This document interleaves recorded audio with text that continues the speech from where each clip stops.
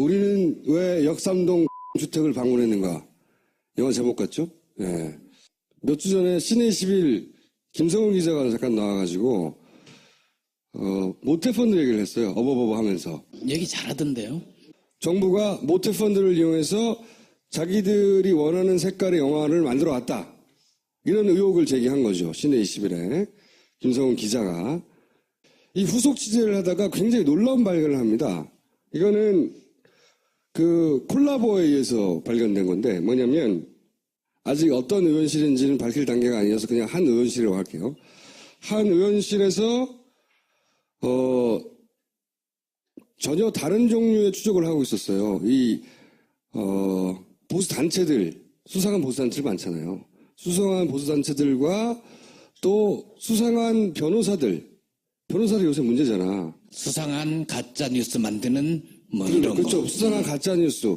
이런 걸 한 갈래에서 추적하고 있었어요.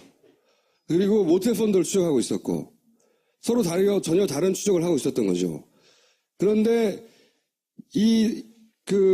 김성훈 기자와 그 모 의원실의 비서가 동시에 같은 장소에서 자기들이 원하는 걸 발견하는 이야기입니다, 이게.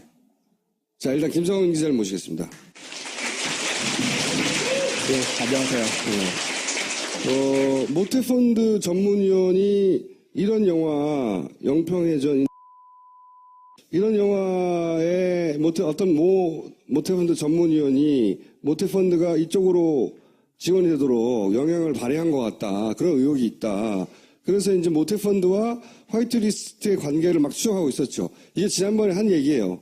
모태펀드 지원을 집중적으로 받았던 그런 의혹을 받는 영화사를 한번 가볼까? 이런 단계에. 이 모태펀드 특혜 의혹 영화사가 저기 제일 위에 있는 모태펀드 전문 의원과 어떤 연결고리가 있는 영화사예요. 이상하다. 이상해가지고 이제 영화사 한번 가볼까? 이런 거예요. 그리고 한 갈래의 추적은 모 의원실에서 보수단체하고 법률가가 이게 같이 움직이는 것 같은데 이상한데 뭐 시변, 현변, 행변, 자변, 바른사회, 시민사회 등등 이 양반들이 이제 국가보훈처의 자문 변호사이기도 하고 KBS, MBC, EBS 이사회에도 들어가 있고 세월호 특조위에서도 들어가 있고 갱판지고. 서로 막 왔다 갔다 하는 거예요. 이 변호사가 여기 들어가 있고 저기 들어가 있고. 네, 맞습니다. 그리고 그 변호사가 또 박근혜, 김기춘, 정호성 변호인단에 막 들어가 있고 냄새가 막 나잖아. 응? 여기 다 연결돼 있나 보다 뭔가. 그리고 이 사람들이 소속된 혹은 연결된 단체들이 국정교과서 찬성도 하고 세월호 반대하고 뭐 탄핵 반대, JTBC 진상규명위에 이런 행동들을 쭉 하는 뭐 연결고리가 있어 이거 이상해. 이렇게 이 모의 의원실에서 쭉 추적해 가고 있었던 거예요. 또 이 모태펀드하고도 어떤 연결이 되는 정황이 있다 이런 것까지도 이제 저희가 그래서 이제 시내21의 기자와 모 의원실의 비서가 만났다가 다른 일로 사무실을 가볼까? 이렇게 된 거예요. 그치? 모 의원실의 비서가 자기 의원실에서 조사를 하고 있는 사무실이 있는데 그 사무실에 제가 취재를 하고 기사로 쓴 어떤 의혹이 제기된 영화사가 있다고 하더라. 그 얘기를 듣고 여기서 연결점 막 발견되고 호기심이 생긴 거죠. 이런 단체들하고 모태펀드 특혜 의혹을 받는 영화사가 같이 있어? 같이 가볼까? 가봤더니 거기가 역삼동 주택이었어요. 지하에 있는 사무실이었습니다. 근데 거기에 가짜 뉴스를 만드는 것도 있었던 거야. 그렇죠. 노컷 일배. 노컷 일베라고. 어머, 이거 진짜 발견한 거예요. 부끄럽네요. 예. 대부분 모 의원실에서 발견한 건데 이게 서로 다 모조리 연결되어 있다고 하는 첫 번째 물증 같은 게 나온 거예요. 이게 진짜 대단한 발견이라고 보거든요. 저는 다 같은 한 통속일 수도 있다. 거의 실제로 이제 거기 어떤 사무실들이 있냐? 의혹이 제기된 영화의 실제 사무실은 신사동에 있는데 재밌게도 이 촬영 들어가기 전에 배우들을 캐스팅한다고 프로필을 이렇게 또 이제 받는 주소가 제가 이제 그곳에 갔더니 그런 이제 영화 제목도 있더라고요. 벽에 붙여져 있고. 그래서 깜짝 놀랐어요. 과연 뭐 여기 있다는 얘기만 듣고 호기심 때문에 기자로서의 호기심 때문에 가게 된 건데 막상 그 사무실 안에 들어가 보니까 그 제가 기사에서 의혹을 제기한 모 영화의 제목이 그 사무실 벽에 붙여져 있더라고요. 왜냐면 이 그 두 사람이 이거를 발견해서 들어가가지고 이상하잖아요. 그래서 사진도 찍고 그랬더니 바로 거기서 경찰을 불렀어요. 사찰을 왔다고. 이 사람들은 사찰을 간 게 아니라 정말로 각각을 추적하다가 들어간 건데 그쪽에서 거꾸로 사찰을 왔다가 경찰한테 잡혀갔어요, 이 사람들이. 그렇죠. 업무 방해 혐의로 잡혀갈 수 있죠. 건물에 무단으로 침입했다고 한 거지. 건조물 침입죄로 현행범 체포됐습니다. 근데 현직 기자하고 현직 의원실 소속인데 36시간요? 36 내지 7시간 정도 조사를 받았습니다. 거기서 굉장히 이게 별거 아니거든요. 이게 대부분 기소도 안 되고 기세 대봐야 이런 거는 뭐 몇십만 원으로 끝날 일이에요. 근데 이 사람들을 그렇게 오랫동안 붙잡고 있었어요. 오랫동안 붙잡고 있었고 붙잡아서 조사를 받다가 알게 됐어요. 더 구체적으로. 왜냐하면 그쪽에서는 이 사람들이 다 알고 왔다고 생각한 거야. 그렇죠. 저희가 전혀 알고 있었던 거는 아까 앞장에서 봤던 그 정도 요거밖에 없었는데. 요 정도 정보밖에 없었는데 경찰 조사를 받는 과정에서 알게 됐어. 예. 자세히. 김 기자는 뭐 이 건물에 이러한 단체들이 있다는 걸 알고 있었으니까 알고 찾아왔냐. 근데 저는 이런 단체들이 있는 줄 전혀 몰랐거든요. 경찰 조사에서도 밝혔고. 내가 보기에는 들켰다고 생각하고 그쪽에서 무엇을 알고 있는지 캐묻는 과정에서 거꾸로 알게 된 거예요. 더 자세하게. 취재 참 편하게 한다. 네.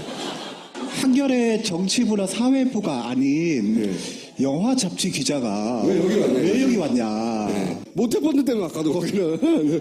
모태펀드를 설명 들었는데 그 잘 모르시더라고요. 모태펀드에 모태펀드는 대해서. 모르지. 영화 전문지 기자는 알지. 거기서 갔더니 그래서 알게 된 게 뭐냐. 거기 뭐 노컷 엘리베이터 있고요. 그 건물에. 예, 맞습니다. 그 다음에 대한민국 올바른 교육 땡땡땡, 공교육 살리기 땡땡땡, 국가교육 땡땡땡, 사단법원 한국 땡땡땡 이게 다 있는 거야 거기에. 이런 단체들이 실제로 우리가 그 집회, 촛불 집회가 아닌 그 맞불 집회, 응?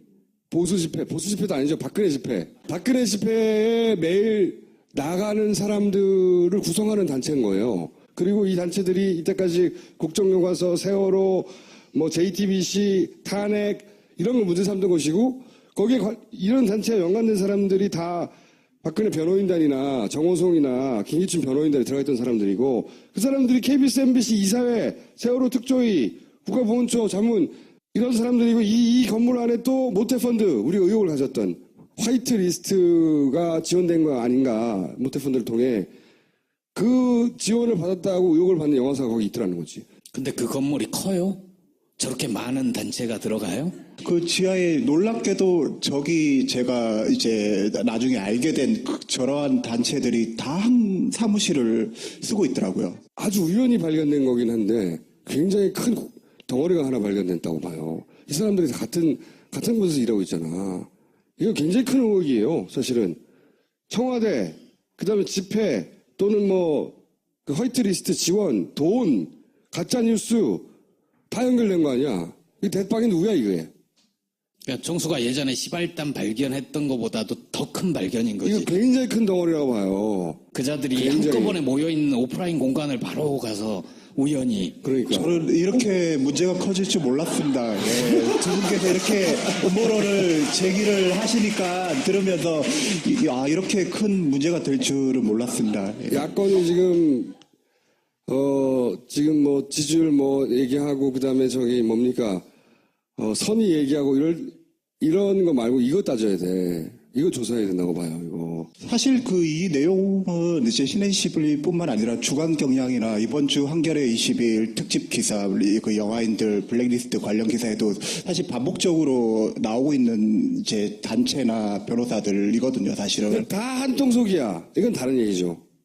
모조리 다 연결돼 있어. 그렇게 단정적으로 표현을 해도 괜찮을까요? 아니, 그런 단서를 발견한 거죠, 단서를.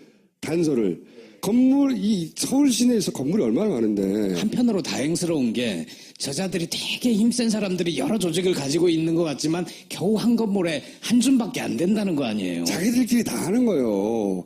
자기들끼리 다 이름만 여러 개 쭉 만들어 놓고, 거기에 오글오글 모여있고, 오글오글, 응? 모여있고, 그런데 오글오글 모여있는데 어디서 힘이 나오냐? 힘이 있는 곳을 등에 업고 있고, 돈이 있는 곳을 등에 업고 있고, 권력이 있는 곳을 등에 업고 있는 거죠. 그러니까 오글오글 한 줌밖에 안 되는데, 지금 나라를 들었다 놨다 할 수 있는 것처럼 막 굴고 있잖아요. 사람들 모아가지고. 근데 이게 다 한 군데 모여있는데 이게 전부가 다 알 거라고 본다는 거지. 왜냐하면 가짜뉴스가 한 군데서만 생성된 게 아닌 것 같거든요. 그렇죠. 여러 군데서. 나는 이런 전진기지를 하는 역할, 그러니까 베이스 캠프 역할을 하는 것이 여러 곳에 있을 수 있다. 이거 계속 지지할 거랍니다. 박수 부탁드립니다. 앞으로도 잘 부탁드리겠습니다. 감사합니다. 네, 안녕하세요. 저는 퇴진행동에 함께하고 있고요. 빈곤사연대에서 활동하는 김윤영이라고 합니다. 퇴진행동 공동상황실장입니다. 박진입니다. 영상을 하나 들고 나오셨네.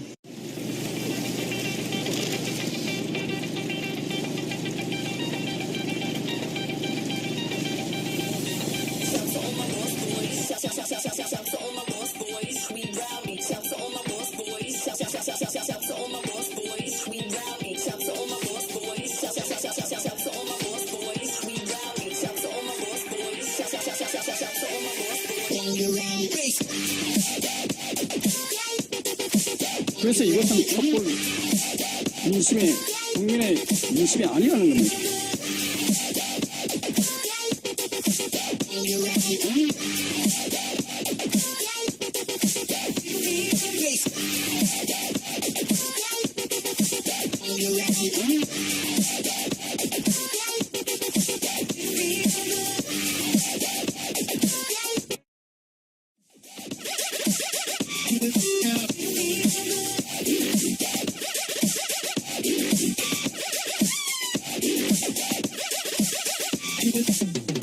특급은 오늘 황교안 대통령 권한 대회에게 수사기관 연장 신청서를 제출하였습니다.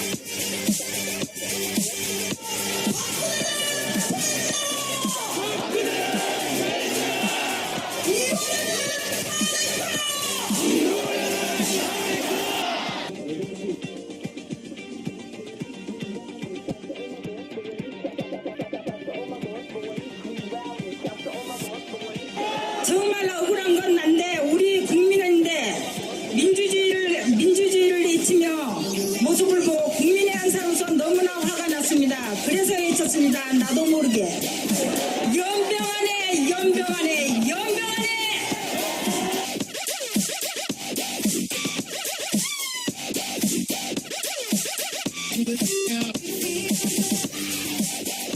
잘 못 만들었네요. 촛불 집회가 만약에 3월 13일 날 현재 판결이 난다고 치면 몇 번 남은 거죠? 공식적으로? 돌아온 게 17차, 3일절 날 18차. 네, 저희가 정확하게 이번 주말에 한 번 있고 17차, 그리고 3월 1일에 한 번 있고 18차. 3월 1일은 수요일인데 공휴일이야 3월 1일에 한 번 더 하는 거예요. 네. 네, 사실 이게 워낙에 소위 범죄자 비호 집단 그 데모들 있잖아요. 그쪽에서 뭐 3일째로 몰린다 그래서 저희가 질 수 없잖아요. 근데 이제 이 3월 1일 날 소위 그 맞불 집회라고 불리는 박근혜 집회가 이거 박근혜 집회 그냥 박근혜 집회가 있다는 사실 자체를 잘 모르거든요, 사람들이. 그래서 퇴진행동 쪽에서도 3월 1일 날 집회를 하겠다는 거죠. 예. 3월 1일 한 번 있는 거예요, 그러니까.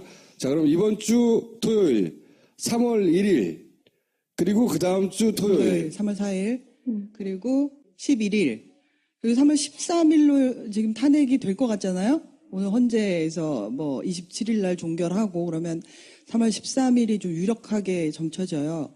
그 주에 할 거고요. 탄핵이 인용되는 날 무조건 또 할 거고요. 탄핵이 인용되는 날은 뭐 굳이 안 해도 다 나와요, 사람들이 알아서. 맞아요. 예, 예. 네. 2월 25일 날 한 번 있고요. 3월 1일 날 한 번 있고요. 그 다음에 그 3월 1일이 있는 주에 토요일 날 한 번 있고요. 그리고 그 다음 주 한 번 있는 겁니다. 무조건 탄핵이 있는 주의 그 토요일이 마지막이 되는 거예요. 그게 지금 예상으로는 그러면 3월 며칠이 되는 거죠? 18일에 마지막이 될 수 있습니다. 18일이네, 18일. 탄핵 결과가 나온 다음에는 어떻게 될지 모르는 거예요. 어떤 방식의 집회나 축제가 될지 모르니까 그건 제껴놓고요. 3월 11일이 마지막이네. 네, 힘을 모두 모아주셔야 예. 되는 마지막. 지금 헌재가 마지막까지 3월 13일까지 다 쓸 것 같으니까 그런 전망이 많으니까 3월 11일은 무조건 비워두시고 그리고 가능하면 3월달 2번 3월 4일과 3월 11일은 시간을 비워두고 꼭 나오시라. 이 3월의 첫 번째, 두 번째 토요일은 휴가를 간다고 생각하고 비워두세요. 꼭 참석해야 한다. 그만하시려고 거죠? 중수도 그냥 둘러보고 고기 먹으러 가지 말고 그렇게 중요할 때는 나도 좀 오래 있겠다 그러니까 꼭 오시라 이렇게 얘기하지. 좀 둘러보고 고기를 먹을게요. 보통은 보자마자 고기를 먹으러 가는데 둘러보고 고기를 먹고 그날은 꼭 비워둬야 된다. 이게 어디 놀러 가지 마시고 3월 첫 번째 토요일, 두 번째 토요일은 시간을 비워서 해외에 계신 분들도 그때 꼭 와라. 한국 방문을 그때 맞춰라. 지방에 있는 분들 그때 꼭 올라와라. 다시 없는 기회이기도 하지만 사람들이 얼마나 이 일을 심각하게 생각하는지 꼭 보여줘야 되는 날이에요. 네, 그리고 마지막까지 어쨌든 이 광장을 열었던 게 우리 스스로의 힘이었잖아요. 그러니까 끝까지 우리 힘으로 마지막까지 결판 낸다 이런 의미에서도 중요할 것 같고 보시면 2월 25일 이번 주가 박근혜가 취임했던 날입니다. 되게 오래된 것 같은데 이제 4년이 되었거든요. 그래서 박근혜가 취임했던 이날 이제는 이제 좀 빠이빠이 했으면 좋겠다라는 마음을 모아서 그 오후 4시에는 박근혜 4년 너희들의 세상은 끝났다라는 제목으로 민중총궐기가 있고 그리고 여기 17시라고 나와 있는데 18시로 지금 변경이 되었어요. 그래서 저녁 6시에는 이제 범국민 행동의 날 17자 범국민 행동의 날이 있습니다. 그래서 저녁 6시에 집회를 하고 또 7시 한 반 정도에 행진을 하고 뭐 이런 알아서 일정으로 맞춰서 마무리가 될 시간 거예요. 구제해봐야. 근데 굉장히 많은 분들이 또 왔다 갔다 하세요. 그리고 그 사전대회도 되게 많이 준비되어 있잖아요. 근데 또 이번에도 굉장히 여러 사전대회가 있는데 저한테 약간 의미가 있는 날 중에 하나는 저는 빈곤 문제 관련해서 운동을 하다 보니까 2월 26일이 여러분 그 2014년에 송파세모녀라고 기억하시나요? 그 송파세모녀가 이제 주검이 발견되었던 날이었거든요. 그래서 하루를 차이로 두고 또 2월 25일 날 취임했었던 대통령과 또 송파세모녀를 기억할 수 있는 이런 자리도 마련이 되고 있다고 합니다. 제가 마련을 하려고 하니까 그것도 꼭 와주시면 좋겠고 낮에 그렇게 다양한 행사들이 광장에서 있으니까 이른 시간에 오셔도 재밌게 같이 즐기실 수 있습니다. 그리고 이번 주에는 이은결 씨가 마술쇼를 하십니다. 그런 거 중요한 정보네요. 네. 그래서 3월 1일은 우리 왜 민족 33인 선언이 있었잖아요. 촛불 시민 33인 선언하고 이 광장을 좀 지켜주는데 박원순 시장님이 되게 큰 역할을 했거든요. 맞아요. 근데 요즘 너무 힘들다. 너무 힘들다고 하시니까.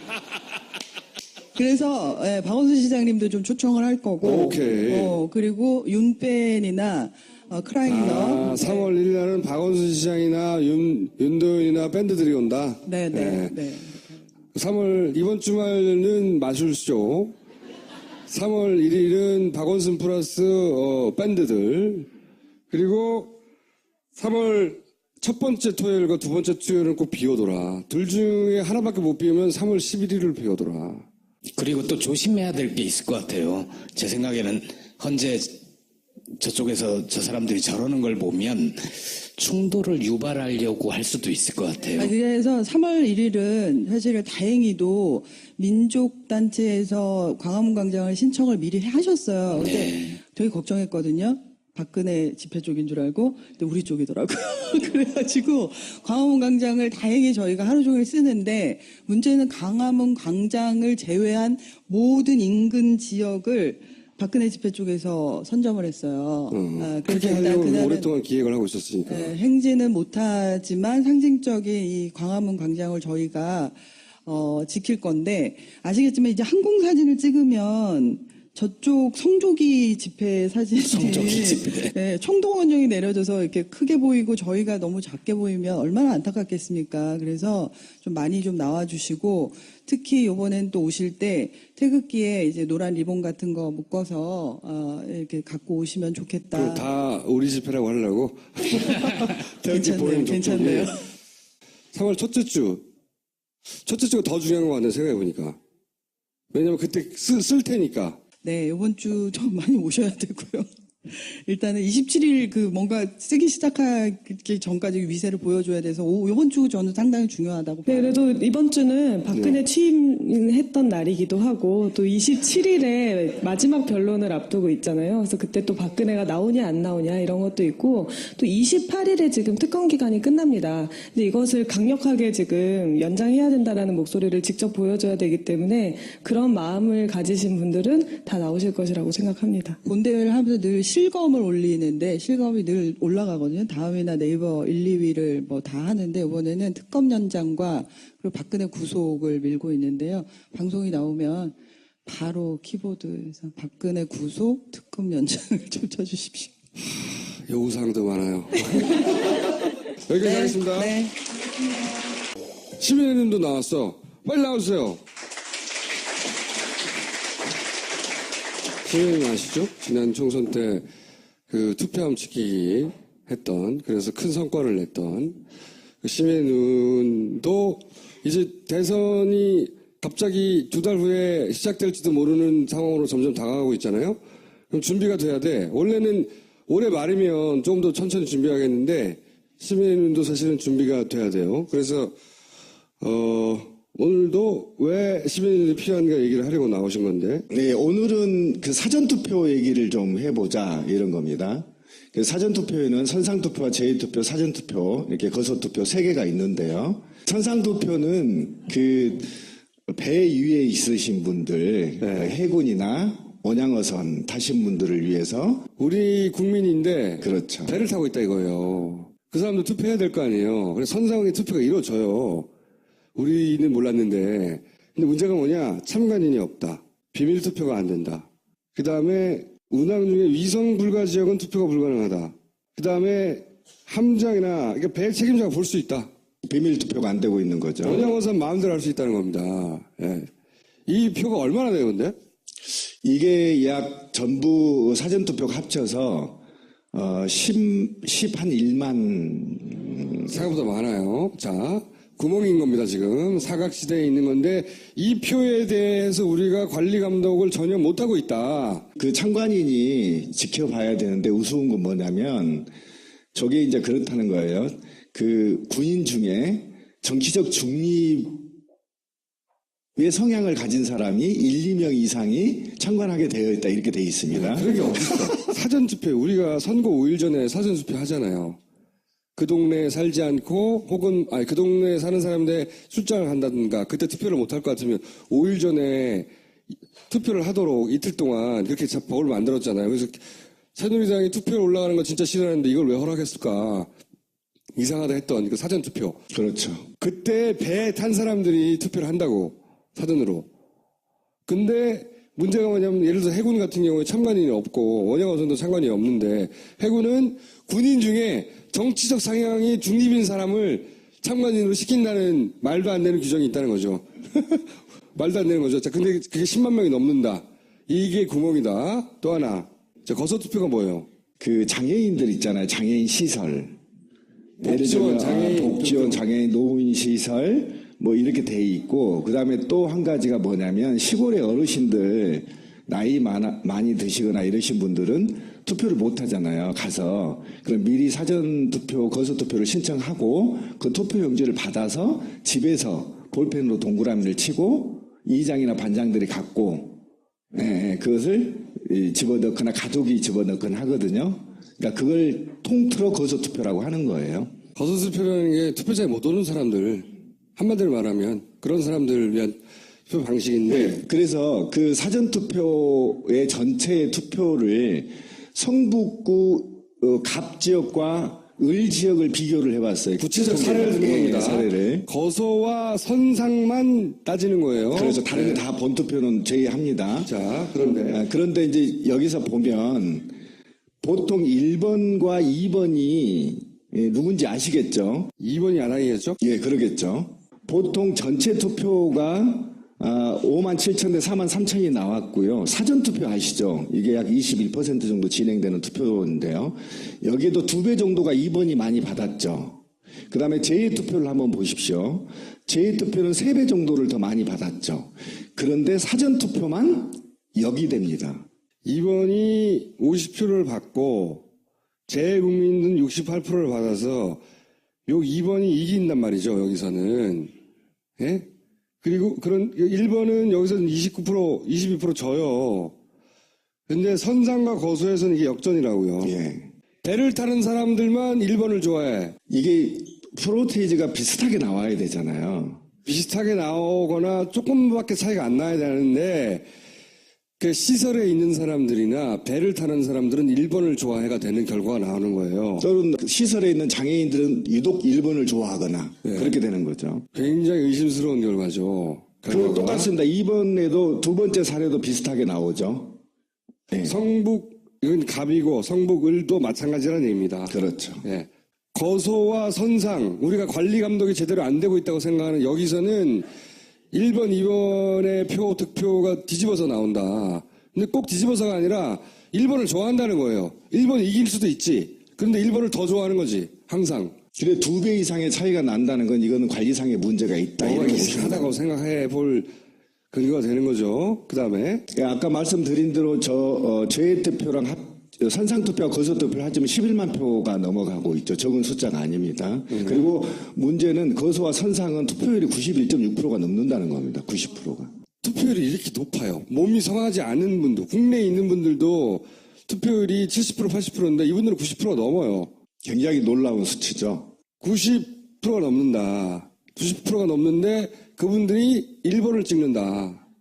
숫자 1도 좋아하고 투표율도 엄청나게 높은 거예요. 그분들이. 그러니까 이게 논리적으로 말이 되려면 1번을 좋아해야 장애가 생긴다. 이렇게 말해야 되는 건데 말이 돼요? 말도 안 되는 거기 때문에 이 통계는 의심해 봐야 하는 겁니다. 그렇죠. 그래서 의심해 봤더니 다음 장 보시죠. 2010년도에 부정 사례가 52건이 적발이 됐고요. 19대 총선에서 총 17건이 부정이 적발됐습니다. 그리고 18대 대통령에서 43건이 적발이 됐고요. 그 다음에 이 위에 보면 19대 유독히 많았는데 국건, 수사거래 2건, 경고 6건, 17건 이런 식으로 쭉 그동안에 이거는 사전투표에만 적발된 거예요. 본투표를 제외한 겁니다. 이거는 이제 하나의 단적인 예인데요. 19대 대선 부재자 투표소 설치 현황인데, 그러니까 부재자 투표 설치를 하겠다고 한 곳이 542곳입니다. 근데 기관 시설 설치에 투표소를 설치한 곳이 111곳밖에 되지 않습니다. 그러면 431곳이 설치 않고 그냥 투표를 했다라는 겁니다. 이해가시죠? 서울특별시에 총 38개를 설치하겠다고 신고를 했는데 시설에 4개밖에 설치를 하지 않았다는 거죠. 그럼 나머지는 비밀투표가 보장되지 않았다? 이렇게 보셔도 되는 거죠. 혹은 대리투표를 했다. 그렇죠. 이제 동영상 한번 보시고 얘기하겠습니다. 진검사의 문제는 1번 지지 않으면 죽는다고? 그거 찍는 거 찍고 안 되는 건데 옆에서 어떻게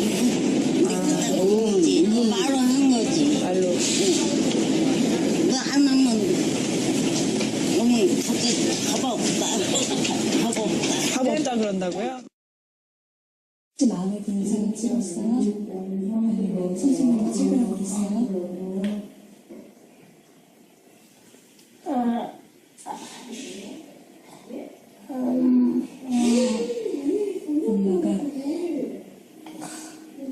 엄마가 몇 번 찍자 그랬어요? 천천히 물어볼게요. 엄마가 몇 번 찍자 하고 찍어라 얘기했으면 손 한 번만 좀 들어주세요.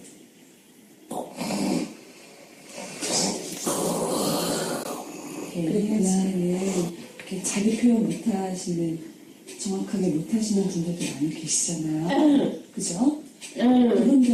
그분들도 여기 이렇게 들어가서 투표를 하셨어요?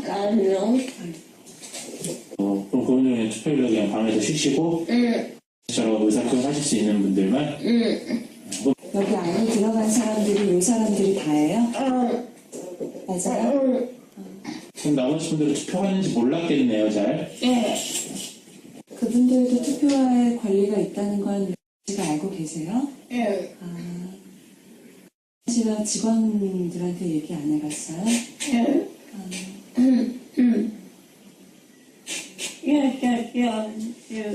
얘기할 수 없어요.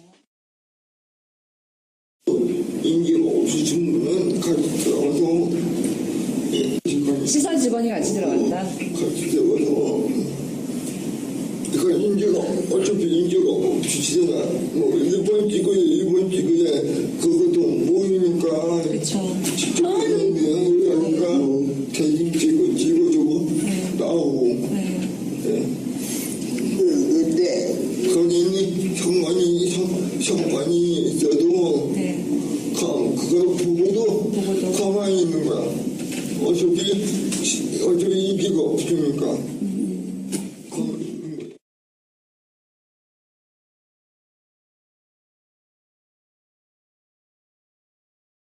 사실 적발돼서 보도된 사례들도 있어요. 1번 찍으라고 했다고 다. 이런 사례들은 2번을 찍으라고 벌어지는 일은 없어요. 진짜 꼼꼼한 거예요. 이거 사각지대에 있는 양반들인데 그런데 이 표가 적지 않다. 특정 지역을 저희가 깊게 확대를 한번 해봤습니다. 그래서 제가 모 소도시라고 얘기했는데 이 도시는 21만 정도 되는 도시인데요. 여러분들이 가장 좋아하는 도시예요. 굉장히 아름다운 도시입니다. 사법처리 현황이 부정선거가 적발이 돼서 사법처리 현황만 한 명이 늘어났더라고요. 최근 보니까 18명이 됐고요.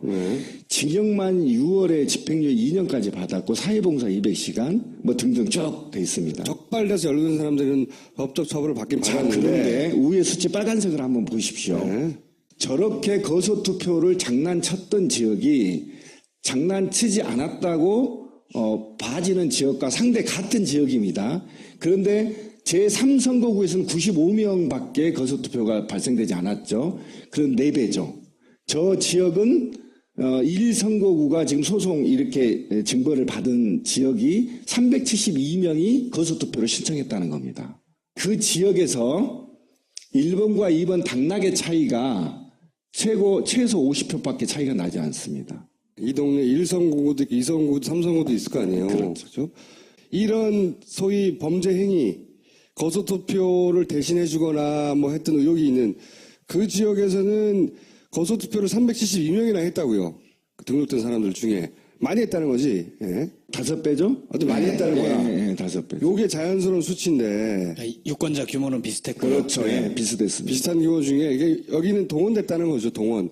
이 경우에는 아까 보셨듯이 대신 하는 거예요. 뭔가. 그렇죠. 그 설명을 이제 밑에 지금 스토리라고 되어 있는데 어떻게 했냐면 굉장히 악질적이고 조직적으로 했다라는 거. 간변단체를 동원하거나 네 반장을 동원해서 나이 많이 드신 어르신이 있는 집을 찾아서 명단을 어떻게 확보를 했다는 겁니다. 그걸 나눠주고 이분들을 거소투표를 신청하게 해라.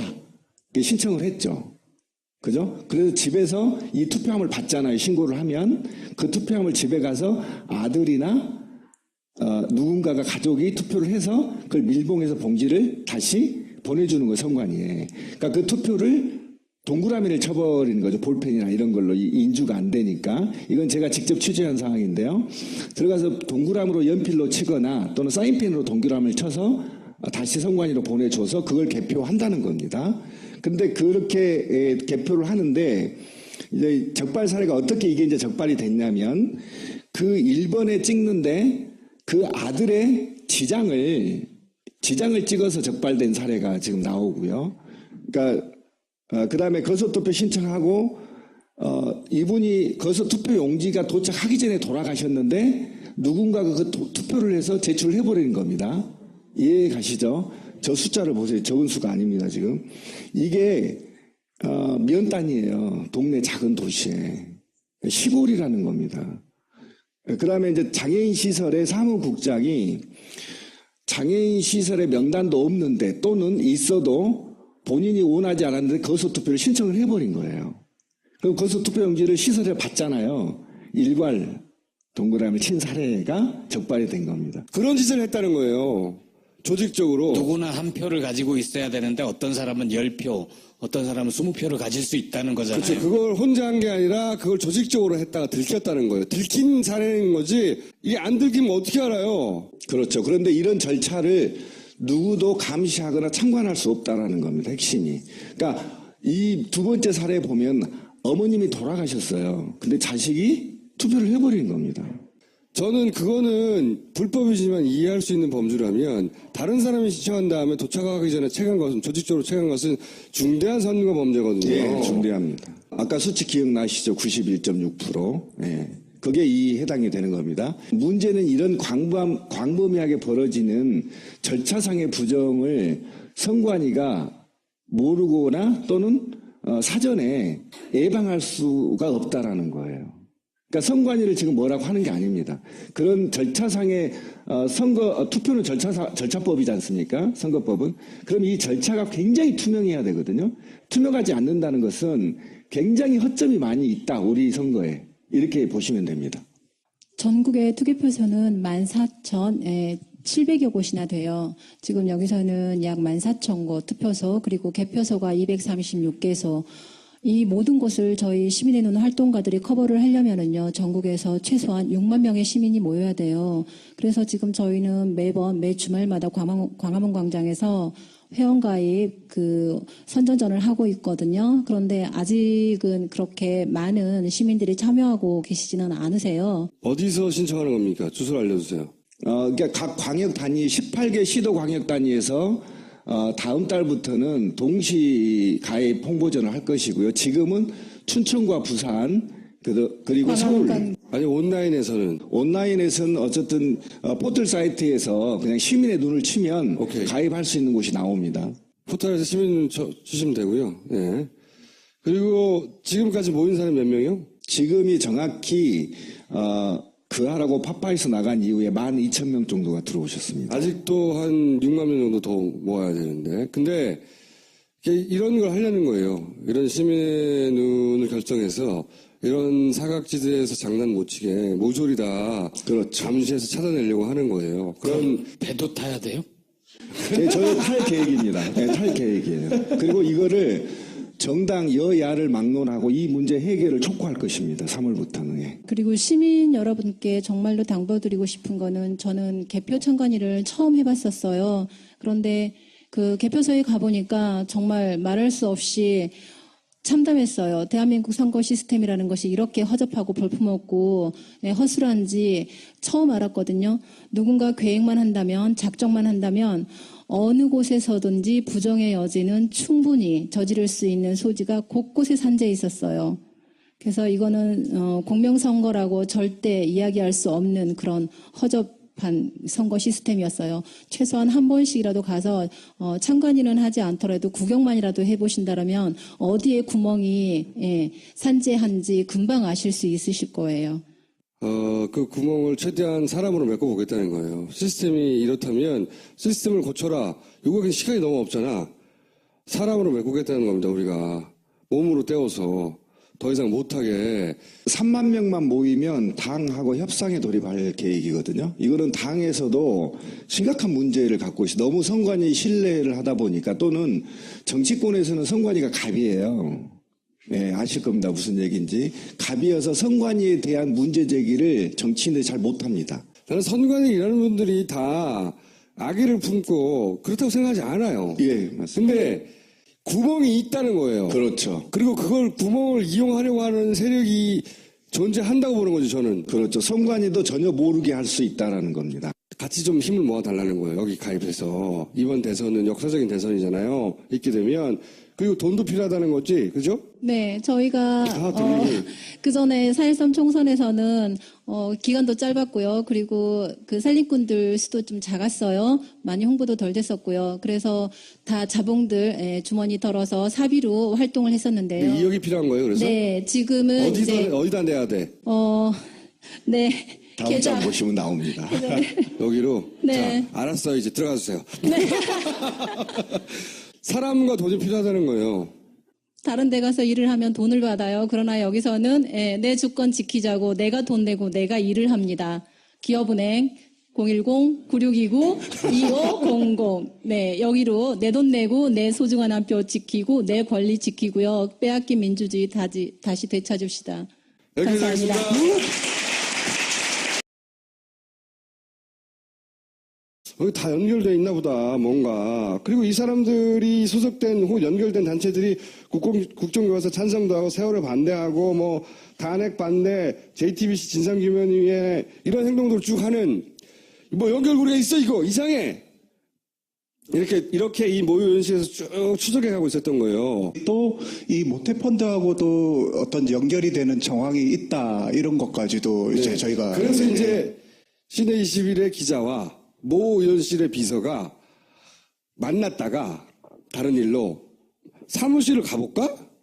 이렇게 된 거예요. 그치? 모 의원실의 비서가 이제 자기 이제 의원실에서 이제 조사를 하고 있는 사무실이 있는데 그 사무실에 제가 취재를 하고 기사로 쓴 어떤 의혹이 제기된 여화사가 있다고 하더라. 그 얘기를 듣고 여기서 연결점 막 발견되고 호기심이 생긴 거죠. 이런 단체들하고 모태펀드 특혜 의혹을 받는 영화사하고 같이 있어? 같이 가볼까? 가봤더니 거기가 역삼동 주택이었어요. 지하에 있는 사무실이었습니다. 근데 거기에 가짜 뉴스를 만드는 것도 있었던 거야. 그렇죠. 노컷 1배. 노컷 1배라고. 어머! 이거 진짜 발견한 거예요. 부끄럽네요. 예. 대부분 모 의원실에서 발견한 건데 이게 서로 다 모조리 연결되어 있다고 하는 첫 번째 물증 같은 게 나온 거예요. 이게 진짜 대단한 발견이라고 보거든요. 저는 다 같은 한 통속일 수도 있다. 거기 실제로 이제 거기 어떤 사무실들이 있냐? 의혹이 제기된 영화의 실제 사무실은 신사동에 있는데 그 재밌게도 이 촬영 들어가기 전에 배우들을 캐스팅한다고 프로필을 이렇게 또 이제 받는 주소가 제가 이제 그곳에 갔더니 그런 이제 영화 제목도 있더라고요. 벽에 붙여져 있고. 그래서 깜짝 놀랐어요. 과연 뭐 여기 있다는 얘기만 듣고 호기심 때문에 기자로서의 호기심 때문에 가게 된 건데 막상 그 사무실 안에 들어가 보니까 그 제가 기사에서 의혹을 제기한 모 영화의 제목이 그 사무실 벽에 붙여져 있더라고요. 왜냐하면 이 그 두 사람이 이거를 발견해서 들어가가지고 이상하잖아요. 그래서 사진도 찍고 그랬더니 바로 거기서 경찰을 불렀어요. 사찰을 왔다고. 이 사람들은 사찰을 간 게 아니라 정말로 각각을 추적하다가 들어간 건데 그쪽에서 거꾸로 사찰을 왔다고 경찰한테 잡혀갔어요. 이 사람들이. 그렇죠. 업무 방해 혐의로 잡혀갈 수 있죠. 건물에 무단으로 침입했다고 한 거지. 건조물 침입죄로 현행범 체포됐습니다. 근데 그 화이트리스트 지원, 돈, 가짜뉴스 다 연결된 거 아니야. 이 대빵이 누구야 이게. 그러니까 정수가 예전에 시발단 발견했던 것보다도 더 큰 발견인 거지. 이거 굉장히 큰 덩어리라고 봐요. 그자들이 굉장히. 한꺼번에 모여있는 오프라인 공간을 바로 가서 우연히. 그러니까. 저는 이렇게 문제가 커질 줄 몰랐습니다. 예. 두 분께서 이렇게 음모론을 제기를 하시니까 들으면서 이렇게 큰 문제가 될 줄은 몰랐습니다. 예. 야권이 지금 뭐 지지율 뭐 얘기하고 그다음에 저기 뭡니까 선의 얘기하고 이런 거 말고 이거 따져야 돼. 이거 조사해야 된다고 봐요. 이거. 사실 이 내용은 이제 신의 21뿐만 아니라 주간경향이나 이번 주 한겨레 20일 특집 기사 그 영화인들 블랙리스트 관련 기사에도 사실 반복적으로 나오고 있는 이제 단체나 변호사들이거든요. 사실은 다 한 통속이야. 이건 다른 얘기죠. 모조리 다 연결돼 있어. 그렇게 단정적으로 표현을 해도 괜찮을까요? 아니 그런 단서를 발견한 거죠. 단서를. 이 서울 시내에서 건물이 얼마나 많은데. 한편으로 다행스러운 게 저자들이 되게 힘센 사람들이 여러 조직을 가지고 있는 것 같지만 겨우 한 건물에 한 줌밖에 안 된다는 거 아니에요. 자기들끼리 다 하는 거예요. 자기들끼리 다 이름만 여러 개 쭉 만들어 놓고 거기에 오글오글 모여있고 오글오글 모여있고 그런데 오글오글 모여있는데 어디서 힘이 나오냐. 힘이 있는 곳을 등에 업고 있고 돈이 있는 곳을 등에 업고 있고 권력이 있는 곳을 등에 업고 있는 거죠. 그러니까 오글오글 한 줌밖에 안 되는데 지금 나라를 들었다 놨다 할 수 있는 것처럼 막 굴고 있잖아요. 사람들 모아가지고. 근데 이게 다 한 군데 모여있는데 이게 전부가 다 아닐 거라고 본다는 거지. 왜냐하면 가짜뉴스가 한 군데서만 생성된 게 아닌 것 같거든요. 그렇죠. 여러 군데서. 나는 이런 전진기지를 하는 역할, 그러니까 베이스 캠프 역할을 하는 것이 여러 곳에 있을 수 있다. 이거 계속 지지할 거랍니다. 박수 부탁드립니다. 앞으로도 잘 부탁드리겠습니다. 감사합니다. 네, 안녕하세요. 저는 퇴진행동에 함께하고 있고요. 빈곤사연대에서 활동하는 김윤영이라고 합니다. 퇴진행동 공동상황실장입니다. 박진입니다. 영상을 하나 들고 나오셨네.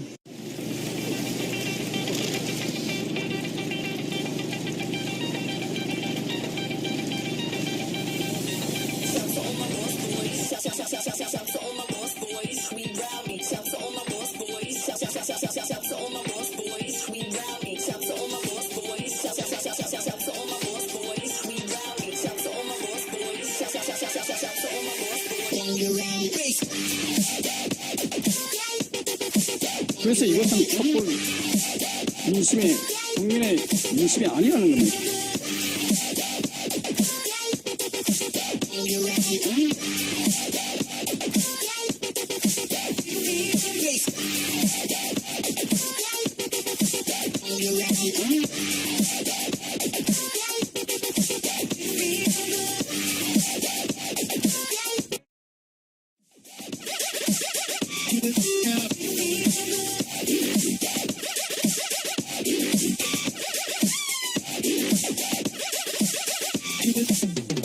특검은 오늘 황교안 대통령 현안 대행에게 수사기간 연장 신청서를 제출하였습니다.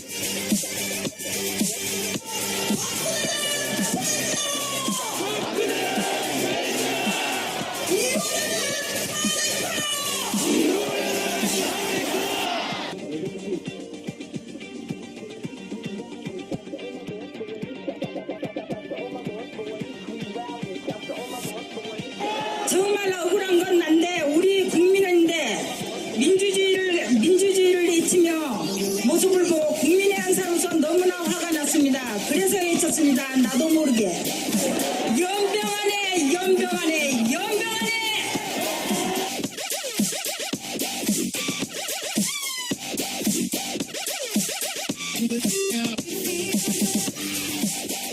잘 못 만들었네요. 촛불 집회가 만약에 3월 13일 날 현재 판결이 난다고 치면 몇 번 남은 거죠? 공식적으로? 돌아온 게 17차, 3일절 날 18차.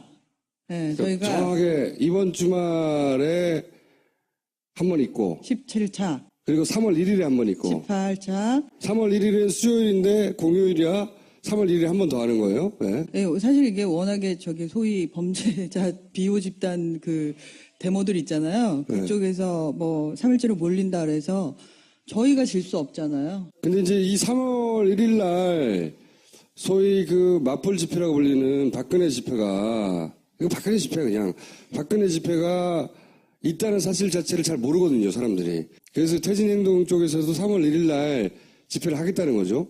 예. 3월 1일 한 번 있는 거예요, 그러니까. 자, 그럼 이번 주 토요일 3월 1일 그리고 그 다음 주 토요일 3월 4일 그리고 11일 그리고 3월 13일로 지금 탄핵이 될 것 같잖아요. 오늘 헌재에서 뭐 27일 날 종결하고 그러면 3월 13일이 좀 유력하게 점쳐져요. 그 주에 할 거고요. 탄핵이 인용되는 날 무조건 또 할 거고요. 탄핵이 인용되는 날은 뭐 굳이 안 해도 우리는 왜 역삼동 주택을 방문했는가? 영화 제목 같죠? 예. 몇 주 전에 시내 21 김성훈 기자가 잠깐 나와가지고 모태펀드 얘기를 했어요. 어버버버 하면서. 얘기 잘하던데요. 정부가 모태펀드를 이용해서 자기들이 원하는 색깔의 영화를 만들어 왔다. 이런 의혹을 제기한 거죠. 시내 21에 김성훈 기자가. 이 후속 취재를 하다가 굉장히 놀라운 발견을 합니다. 이거는 그 콜라보에 의해서 발견된 건데 뭐냐면 아직 어떤 의원실인지는 밝힐 단계가 아니어서 그냥 한 의원실이라고 할게요. 한 의원실에서 전혀 다른 종류의 추적을 하고 있었어요. 이 보수 단체들 수상한 보수단체들 많잖아요. 수상한 보수단체들과 또 수상한 변호사들 요새 문제잖아. 수상한 가짜 뉴스 만드는 뭐 이런 그렇죠. 거. 수상한 가짜뉴스 이런 걸 한 갈래에서 추적하고 있었어요. 그리고 모태펀드를 추적하고 있었고 서로 전혀 다른 추적을 하고 있었던 거죠. 그런데 김성훈 기자와 그 모 의원실의 비서가 동시에 같은 장소에서 자기들이 원하는 걸 발견하는 이야기입니다, 이게. 자, 일단 김성훈 기자를 모시겠습니다. 네, 안녕하세요. 모태펀드 전문위원이 이런 영화, 영평해전, 이런 영화에 어떤 모태펀드 전문위원이 모태펀드가 이쪽으로 지원이 되도록 영향을 발휘한 것 같다. 그런 의혹이 있다. 그래서 이제 모태펀드와 화이트리스트의 관계를 막 추적하고 있었죠. 이게 지난번에 한 얘기예요. 모태펀드 지원을 집중적으로 받았던 그런 의혹을 받는 영화사를 한번 가볼까? 이런 단계. 이 모태펀드 특혜 의혹 영화사가 저기 제일 위에 있는 모태펀드 전문 의원과 어떤 연결고리가 있는 영화사예요. 이상하다. 이상해가지고 이제 영화사 한번 가볼까? 이런 거예요. 그리고 한 갈래의 추적은 모 의원실에서 보수단체하고 법률가가 이게 같이 움직이는 것 같은데 이상한데 뭐 시변, 현변, 행변, 자변, 바른사회, 시민사회 등등 이 양반들이 이제 국가보훈처의 자문 변호사이기도 하고 KBS, MBC, EBS 이사회에도 들어가 있고 세월호 특조위에서도 들어가 있고 서로 막 왔다 갔다 하는 거예요. 이 변호사가 여기 들어가 있고 저기 들어가 있고. 네, 맞습니다. 예, 그리고 그 변호사가 또 박근혜, 김기춘, 정호성 변호인단에 막 들어가 있고 냄새가 막 나잖아. 응?